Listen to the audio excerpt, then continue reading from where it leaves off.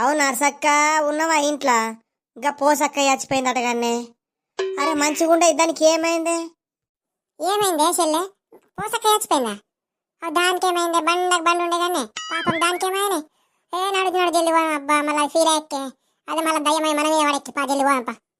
ఓ పూసక్క, ముక్కలేనిది నువ్వు అన్నమే తినకపోతుంటేవి కానీ పోసక్కు, నా పోసక్క. పోసక్క నీకు ఇంత కష్టం వచ్చిందేందే పోసక్కు, నా పోసక్క. నిన్నటిదాకా మంచిగా ఉంటుంది కానీ పోసక్క.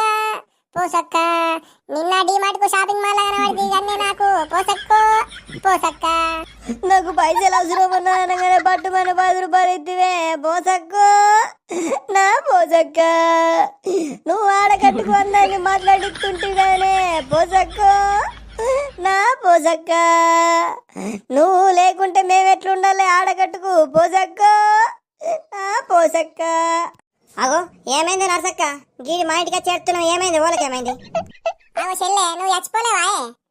నువ్వు చచ్చిపోయాను కవర్ వచ్చింది, మేము అందుకే దబా ఊరికి వచ్చినాం.